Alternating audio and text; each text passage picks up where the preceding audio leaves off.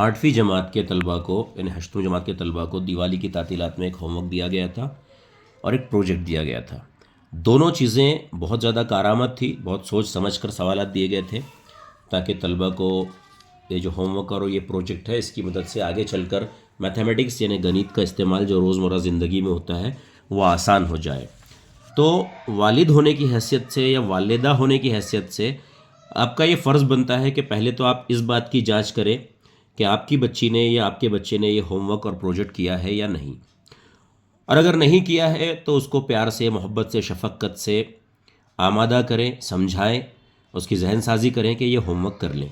دوسری بات، اگر انہوں نے ہوم ورک کیا ہے تو ان کو کہیں کہ ریاضی کے استاد کے پاس یہ جمع کروائیں تاکہ وہ اسے جانچ سکیں.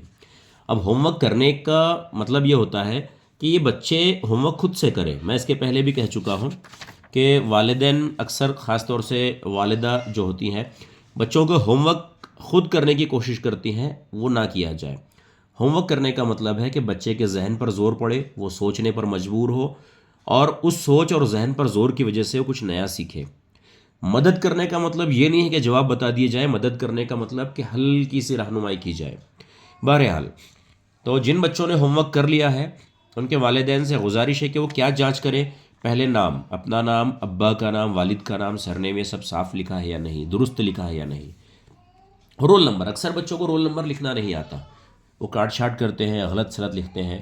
پھر اس کے بعد اسکول کا نام وغیرہ، جماعت اسکول کا نام. یہ دیکھیے یہاں پر درست طریقے سے لکھا گیا ہوم ورک، صاف و شفاف، خوش خطی کے ساتھ درست جوابات.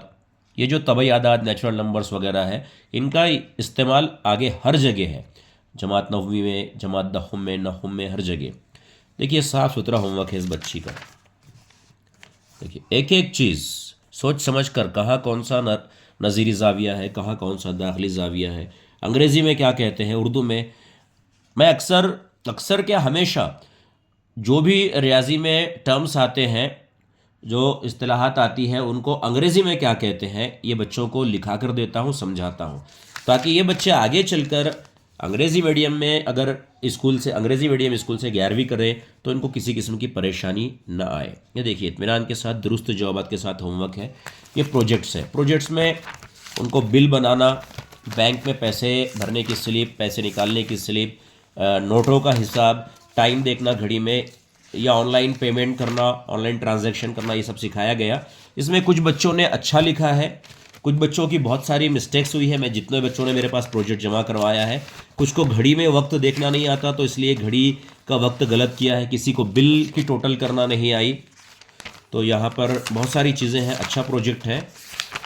لیکن جو چیزیں ہم سکھانا چاہ رہے تھے کہ وہی اسی لیے پروجیکٹ دیا گیا تھا کہ بھئی ٹائم دیکھنا آنا چاہیے، بل بنانا آنا چاہیے، جمع کرنی آنا چاہیے. تو اس میں کچھ بچوں کے سمجھ میں ہماری سمجھ میں آ گیا کہ کچھ بچوں کو اس میں دقت پیش آتی ہے، تو ان کی درستگی کی جائے گی انشاءاللہ تعالی. لیکن شرط یہ ہے کہ پہلے بچوں نے یہ کام کرنا چاہیے جو ان کو دیا گیا ہے، اور والدین نے اس پر تھوڑی توجہ دینی چاہیے. اللہ حافظ.